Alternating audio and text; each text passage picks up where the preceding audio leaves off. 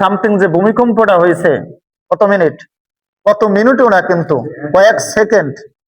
কয়েক সেকেন্ডের ভূমিকম্পটা পুরা বাংলাদেশটাকে, শুধু বাংলাদেশ না, ভারতে কিন্তু এই ভূমিকম্প হয়েছে, আঘাত হয়েছে পুরা বাংলাদেশ, ভারত, পুরা অনেক, ঢাকা শহরে দেখা যাচ্ছে, মোবাইল দেখছে, অনেক বিল্ডিং যারা তছনছ হয়ে গেছে, অনেক মানুষ তারা মৃত্যুবরণ করছে।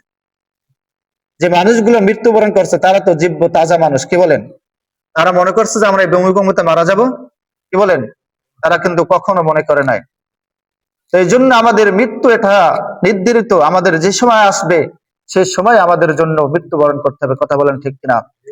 এই জন্য রব্বুল আলামিন পবিত্র কোরআন সূরা ইউনূস ৪৯ নম্বরে আয়াতে উল্লেখ করেছেন, ওয়ালিকুল্লি উম্মাতিন আজাল, প্রত্যেক জাতির জন্য মৃত্যুর একটা নির্দিষ্ট সময় আছে, যে সময় নির্ধারণ করা হয়েছে সেই সময়তেই কিন্তু মৃত্যুবরণ করতে হবে।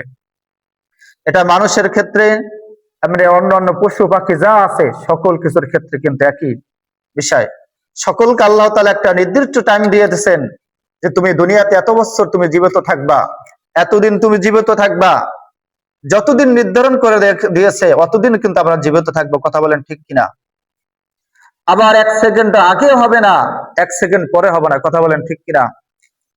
আল্লাহ পাক রব্বুল আলামিন বলেন, فَإِذَا جَاءَ أَجَلُهُمْ لَا يَسْتَأْخِرُونَ سَاعَةً وَلَا يَسْتَقْدِمُونَ। রব্বুল আলামিন তিনি বলতে আছেন, যখন তোমাদের মৃত্যুর যখন সময় হবে, সেই সময় এক সেকেন্ড আগেও হবে না, আবার এক সেকেন্ড পরে হবে না, কথা বলেন ঠিক কিনা? আমার যদি মৃত্যু যদি আমার তকদিরে লেখা থাকে, আমি আজকে জুমার নামাজ আদায় করতে আছি, আমি ডান পাশে সালাম ফিরাবো, এই সময় যে তকদিরে লেখা থাকে যে আমার আজকে ডান পাশে সালাম ফিরাবার সাথে সাথে মৃত্যু হবে, ওই ডান পাশে সালাম ফিরাবার সাথে সাথে আপনার মালাকুল মউত আপনার দরজায় এসে হাজির হবে, কথা বলেন ঠিক কিনা? মালাকুল মউতের কোন দয়া মায়া নাই, কি বলেন? দয়া মায়া আছে? মালাকুল মউত কিন্তু দেখবে না, আপনি মালাকুল মউত সুযোগ দেবে না যে আপনাকে বাম পাশে সালাম ফিরাবার, কি বলেন? কথা বলেন ঠিক কিনা? এই জন্য আমাদের সর্ব অবস্থায় আমাদের মৃত্যুর জন্য প্রস্তুতি নিতে হবে। আপনি মনে করতে আছেন আমি আল্লাহর ঘর, এখানে আমরা কি কয় মালাকুল মউত আসবে না, এমন হয়? অনেক সময় দেখা যায় মানুষ সিজদার ভিতরে আছে, সিজদার ভিতরে কিন্তু মৃত্যুবরণ করে কিনা? নামাজে গেছে, সিজদা অবস্থা অনেক সময় আমরা দেখি শুনি, কি বলেন? আবার অনেকে মনে করতে পারে আমি মনে আসমানে আছি, বিমানে আছি, এখানে মনে হয় মালাকুল মউতের আসার মানে কি কয় তিনি আসতে পারবে না, সম্ভব হবে না। অমন না।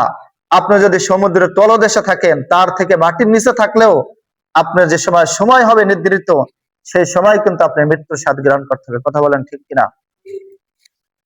ভাইয়েরা আমার, বন্ধুরা আমার, এই জন্য আমাদের মৃত্যুর সর্বাবস্থায় পরিস্থিতি থাকা লাগবে।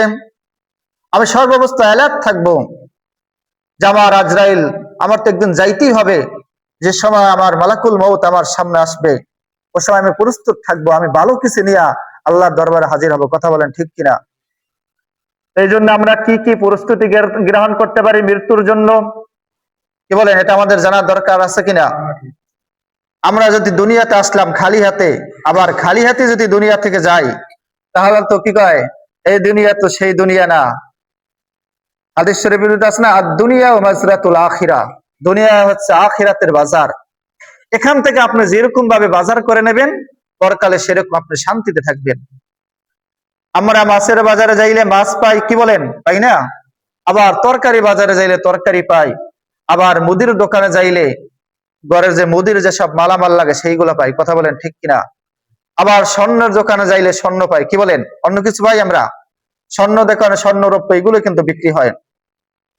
তো দুনিয়াতে আপনি যেরকম ভাবে চলবেন সেরকম ভাবে আল্লাহ তাআলা আপনাকে পরকালে সেরকম ভাবে শান্তিতে রাখবেন। আর দুনিয়াতে যদি অকাম কুকাম করেন, পরকালে আবার লাঠি গুতা এরকম খাওয়া লাগবে, কথা বলেন ঠিক কিনা?